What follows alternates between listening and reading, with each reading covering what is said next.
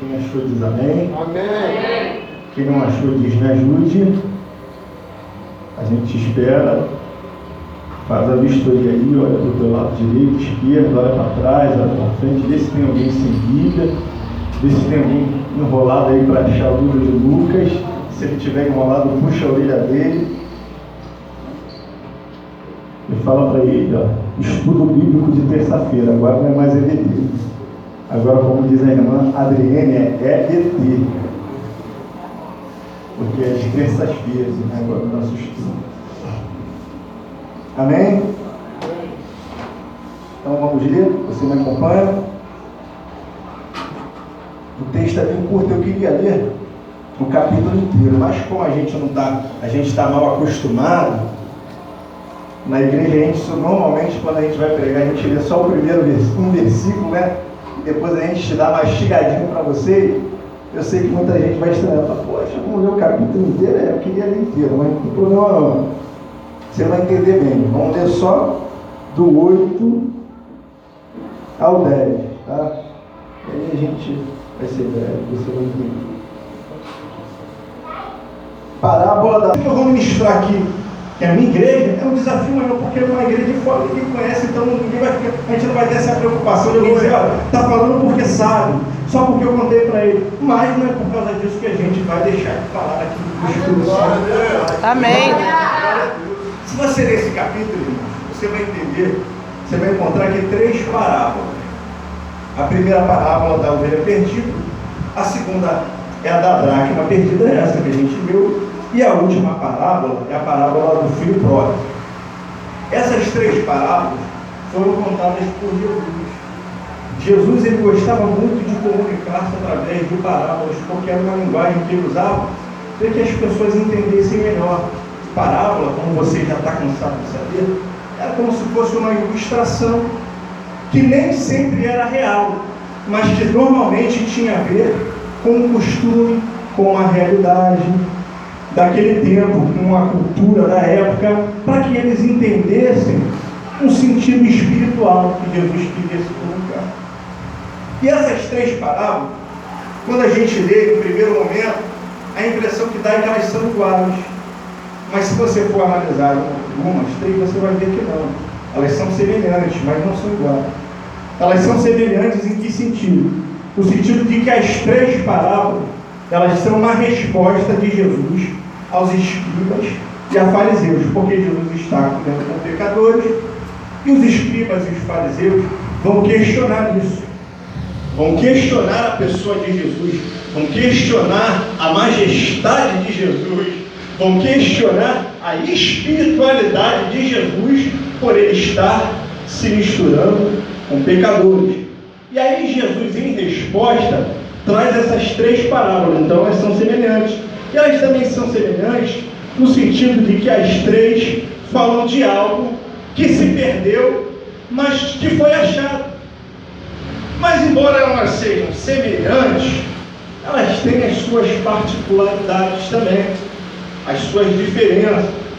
Em que sentido? A primeira palavra, se você ler da ovelha perdida, vai falar de um pastor que deixou seu rebanho com 99 e foi buscar uma ovelha que ele perdeu.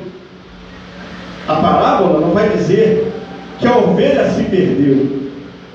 E aí você vai entender nessa parábola que essa ovelha saiu do rebanho. Ela foi para um lugar distante do rebanho. Mas entendo eu que o pastor desse rebanho entendeu a sua responsabilidade. Foi uma culpa recíproca. Porque se a ovelha se perdeu, foi porque o pastor estava desatento. Desatenção do pastor e desatenção da ovelha. Tanto que o pastor foi atrás dessa ovelha. Se você for ler a parábola do filho pródigo, o filho pródigo, ele teve uma atitude voluntária. Não teve nenhuma culpa do pai. Não teve culpa. Foi culpa exclusivamente do filho pródigo. Ele, para se desviar, ele saiu da casa do pai e perdeu fora tudo que ele ganhou dentro. Ele ganhou algo dentro, mas ele perdeu do lado de fora, percebe? E o pai não foi atrás dele. Por quê? Porque o pai entendeu que ele não teve culpa. Foi culpa exclusiva do filho. Ele saiu, se desviou, foi para fora. Então, essas duas parábolas, tanto a da ovelha perdida quanto a do filho pródigo, elas têm a sua semelhança. Por quê? Porque perderam-se aonde? Fora. Não é isso? A ovelha saiu do rebanho, foi para fora. O filho pródigo saiu de dentro da casa e foi para fora. Dentro ele ganhou uma herança, porque ele perdeu aonde? Fora. Nós bem, era só aqui que eu queria chegar. E isso já vai ser o suficiente para você entender. Você vai ver. Ovelha perdida perdeu-se fora. Filho pródigo perdeu-se fora. Mas a dracma não. Você vai ver que ela perdeu. A mulher perdeu uma dracma, mas ela não perdeu fora, ela perdeu dentro. Isso é triste. Tudo aconteceu do lado de dentro. Ela ganhou dentro, perdeu dentro, mas também achou dentro. Tudo do lado de dentro. E aí você de repente vai se questionar, mas o que significa isso? Por que Jesus utilizou essa figura? Uma mulher que recebeu 10 dracmas. Explico. Existia uma cultura, irmãos, naquela época, que quando alguém ia se casar, o noivo, ele entregava para sua noiva 10 dracmas. Cada dracma, ela equivale ao valor de um dia de trabalho, um salário de um trabalhador. E o noivo, ele entregava para essa noiva 10 dracmas. E a noiva, sabendo a importância, porque aquelas 10 dracmas a noiva deveria usar no dia do casamento. Ela penduraria na grinalda, no véu, aquelas 10 dracmas. E todos enxergariam que aquela noiva, ela tem valor para o seu noivo. Todo mundo que visse aquilo, a cultura, ia entender o quão valiosa era aquela noiva para o seu noivo. Então, se o noivo entregasse para a mulher, para a sua noiva, aquelas 10 dracmas, quando ele chegasse para casar-se com ela, se ela não apresentasse as 10 dracmas, ele ia entender que aquela mulher foi negligente, não valorizou algo que ele entregou, e isso faria com que ele não casasse com aquela noiva. Então isso era algo que era valioso, que era muito importante. Então a mulher, quando recebia as 10 dracmas do seu noivo, conhecendo bem, é isso, irmãos, essa cultura, e o valor que aquilo tem, e o risco que ela tinha, porque se ela sai, ela correria o risco de perder, ela correria o risco de alguém furtar, alguém roubar aquela. Então o que ela fazia? A partir do momento que ela recebia aquela dracma, ela não saía mais de casa com mais dracma. Ela ficava em casa e ela guardava aquela dracma, porque ela sabia que era preciosa. Mas o que me chama a atenção é que aquela mulher, ela não precisou sair da casa para perder aquela dracma, aquele valor. E se você for ler a luz da palavra, você vai entender que a noiva, na Bíblia, simboliza a igreja. Aleluia. A mulher na Bíblia simboliza a igreja. E essas dracmas que essa mulher recebe são valores que a igreja recebe do seu noivo, e que no dia das bodas do Cordeiro ele vai cobrar, ele vai requerer isso, ele vai exigir isso.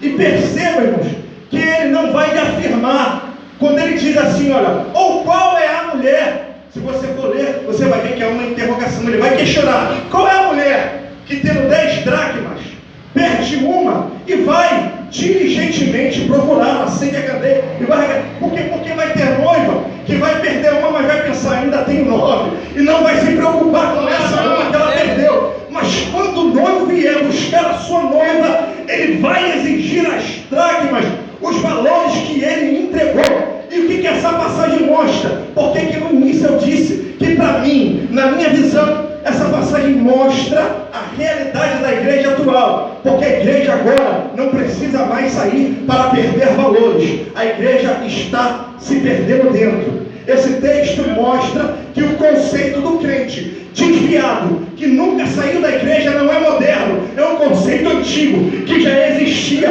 desde a época de Jesus. Porque possa ser que nessa noite, irmão, eu esteja pregando aqui, mas também tenha perdido algum valor. Possa ser que nessa noite eu esteja pregando para você aqui, mas esteja desviado de Deus. Possa ser que nessa noite eu esteja pregando para pessoas que nunca saíram da igreja, nasceram num berço evangélico, foram criados dentro da igreja, mas que já estão desviados de Deus há muitos anos, irmãos, e nem se dão conta mais, estão perdidos dentro da casa, perderam valores do noivo dentro da casa, dentro da igreja.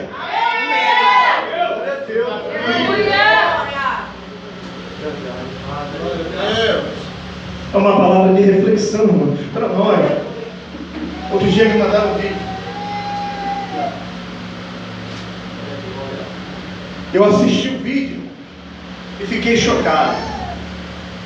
Eu olhei, eu não sabia mais. E a pessoa que me mandou, não sei qual a intenção, irmãos, mas eu não socializei esse vídeo, não reproduzi, não mandei para ninguém. Porque nem você tem que ter, irmãos. Você tem que ter o senso crítico, a peneira. Você tem que saber aquilo que você pode compartilhar e aquilo que você não pode. Você precisa primeiro saber se aquilo que você recebeu é uma verdade, qual é a verdade, qual é o fundamento, quem te enviou, qual foi a finalidade de quem te enviou. Porque existem coisas, irmãos, que é prejuízo para o evangelho, não é lucro. Você ficar reproduzindo, irmãos, que fulano caiu, agora quem está na mídia, pastora Flor de Lis. Irmãos, que lucro tem para o evangelho? Tem muita gente feliz com isso, irmão. Tem muita gente contando vitória, irmãos. Tem muitos cristãos, tem muitos pastores que contam isso, irmãos, com glória, como se isso fosse uma derrota para o evangelho. Você imagina, irmãos, o ímpio assistindo tudo isso. Você imagina só o teu familiar que você quer ganhar para Jesus, que está lá do outro lado assistindo uma situação. Isso não é coisa para a igreja reproduzir, isso é coisa para a igreja dobrar o seu joelho e orar e falar: Deus, toma a pastora Flor de Lis na tua mão. Pai, se isso é verdade que a mídia está mostrando, converte ela, que ela volte ao primeiro amor, que ela arrependa-se para que o Senhor possa salvá-la e usá-la novamente. Essa tem que ser a atitude da igreja. Me mandaram um vídeo eu assisti. Traficante, armado, com um fuzil, provavelmente ele era o gerente ou dono daquela facção, daquela favela. Ele foi no barracão, traficando, com a carguinha de pó dele, com um fuzil, falando para uma possível feiticeira, não sei se um dos irmãos já assistiu esse vídeo. E ele falava para a feiticeira assim: aqui é Jesus, mano, pode quebrar. Obrigou aquela feiticeira a quebrar o barracão dela e as imagens. Quebra tudo, irmão, porque aqui nós é de Cristo, aqui é Jesus. Aí muita gente vai dizer: poxa, que bom, que irmãos? Que derrota é isso? Que vergonha, porque aquele homem entendeu que ele podia servir a Deus. E sabe o que seria bom? O que seria bom? Se ele fosse um ex-traficante, se ele não estivesse, ao invés de fuzil e uma coxinha de droga, ele estivesse ali com um folhetim na mão e dissesse para aquela feiticeira: olha aqui, Jesus te ama, eu também te amo, Deus te ama. Isso seria uma vitória, mas agora não. Vejam bem, aquele homem, alguém, se ele estava nessa situação, é porque alguém ensinou para ele que ele poderia ser traficante e ainda assim ser evangélico. Porque hoje, você se lembra, irmãos, eu me lembro de um tempo, quando as pessoas queriam ter determinados tipos de atitude e de comportamento, elas entregavam uma carteirinha de membro para constranger o líder, né, para afrontar o líder. Toma aqui a carteirinha. E desviavam-se, iam para o mundo. Mas hoje, quando alguém quer se desviar e ter determinados tipos de comportamento, eles não saem mais da igreja e vão para o mundo. Eles saem de uma igreja e vão para outra igreja, porque eles sabem que vão encontrar uma igreja que, além de aceitar o comportamento deles, ainda vão apoiar comportamentos desviados. Porque essa é uma realidade. Hoje você não precisa mais se desviar para ter determinados tipos de prática, porque você vai encontrar uma igreja que te incentive, que te aceite e que te apoie. Se alguém quer curtir o baile funk, não precisa mais se desviar, porque tem baile gospel. E tudo que tem no baile funk convencional vai ter lá, só que eles botam um nome que é gospel. Alguém vai estar com uma blusinha lá: eu sou de Jesus. Vão cantar pisa-pisa no inimigo, mas vai ter tudo: bebida, pegação, tudo. Só é gospel, só não está mais lá fora, está dentro. Se você quer se desviar para curtir carnaval, não precisa mais, porque agora tem cara gospel, tem trio elétrico gospel. Alguém coloca um abadá: eu sou de Jesus, e vai lá e coloca a mesma levadinha do trio que tinha lá fora, mas agora tem Jesus no meio, mas tem tudo que tem lá fora, tem a mesma coisa que tem lá fora, só que agora está dentro.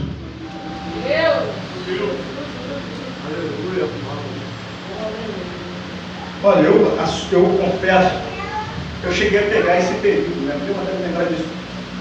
Uma época que a igreja era muito radical, era intolerante, tolerância zero. Eu lembro que na congregação de Aceitei Jesus, eu era líder da mocidade, viu, jovem? E lá, eu aprendi que homem de Deus tinha que andar de calça e de blusa.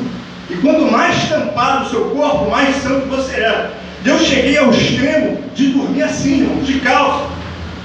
E se incomodava a minha família. Aí eu lembro que eu precisava fazer um teste físico, que eu precisei correr e fazer alguns exercícios. E eu corria de calça, irmãos, e de blusa, tampado. Mas aí alguém me instruiu e falou: olha, isso vai te fazer mal, porque quando você faz exercício físico, se você faz com o corpo coberto, isso entope os seus poros. Isso vai ser prejudicial e pode entupir uma artéria do coração, você pode infartar. E aquilo me preocupou. Eu falei: então tudo bem. Aí botei minha camisetinha, botei meu short e fui correr, mas com peso no coração, porque era o peso da doutrina da minha igreja. Eu respeitava e eu tinha amor por isso.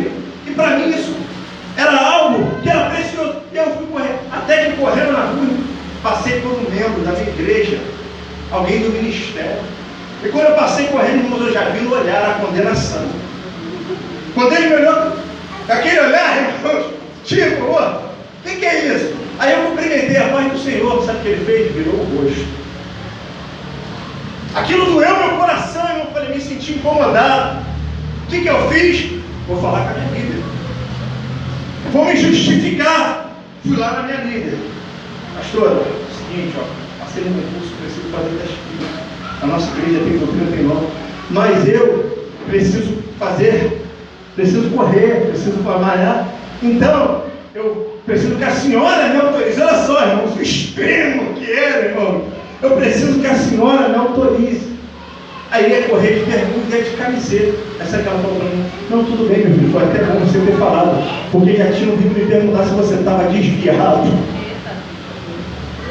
Olha só, irmãos, era tolerância zero, era o extremo. Só que parece que a igreja hoje sofreu um efeito bipolar. Sabe que isso, irmãos? A igreja perdeu o ponto de equilíbrio. É o que está faltando hoje. A gente saiu de um extremo de 0 e passou para 100. Antes não podia nada, mas agora pode tudo, irmãos. Está tudo liberado. Aquilo que antes não podia, agora pode em dobro. Agora há uma aceitação, irmãos. Há um extremo. Quem vai dizer assim: poxa, mas Deus não se preocupa com isso, Deus não se preocupa com quem, irmãos? A Bíblia me orienta a ser santo em toda a forma de ser, em toda a minha maneira de ser. Eu sei, irmãos, que nós vivemos num tempo da graça, mas a igreja precisa encontrar novamente um ponto de equilíbrio. Eu não posso usar a liberdade para dar vazão à carne. Coloquei uma calça um dia desses, irmão. Eu gosto de andar meio justinho, irmão. Eu não sou igual cowboy, não. O tchuquinho é pastor, tchuquinho. Mas eu gosto de usar roupa justa, roupa larga me incomoda. Coloquei uma calça. Minha esposa olhou, eu entendi que foi Deus falando comigo e me policiei. Ela olhou e disse: filho, tu vai sair com essa calça. Está aparecendo até as curvas que você não tem. Eu disse: é? Ela: tirei a calça, irmãos. Ou eu vou dar, ou eu vou jogar fora. Mas não vou usar mais, irmãos. E eu entendi que era Deus falando comigo. Eu sou cristão. Não é o fato de eu ser pastor. Eu sou cristão, irmãos. E eu preciso me vestir com ordem e decência. A Bíblia me orienta assim. A minha vestimenta não pode escandalizar. E aí há quem vai dizer que Deus não se preocupa com veste. Você precisa ler a Bíblia um pouquinho mais. Não vou dizer que nem que você não lê, mas de repente você não está lendo tanto assim como deveria. Porque se você ler o livro de Gênesis, no capítulo 3, no verso 21, quando o homem cai, quando Adão e Eva erram, eles constroem roupas para si. Mas no versículo 21, do capítulo 3, a Bíblia vai dizer que Deus vem e reprova a vestimenta que eles fizeram para ele. E Deus constrói roupas para ele, segundo o agrado de Deus. Imaginando Deus falando: Adão, você está muito levadinho, com essa roupa você está muito tchutchuquinho. Não dá não, Adão. Você vai ter filhas, você vai ter filhos. E tem roupa, irmãos, que não dá nem para a gente usar dentro de casa, quanto mais vir para a igreja, que a gente precisa achar o ponto de equilíbrio, irmãos. Existem roupas, irmãos. Qual é a intenção quando você coloca uma roupa, irmãos? Qual é o objetivo? Porque existem, irmãos, situações que para nós parece que é comum, parece porque nós vivemos no tempo da graça. Mas, irmãos, o negócio está esquisito. Nós precisamos recuperar valores que nós perdemos dentro. Sabe quem vai denunciar isso?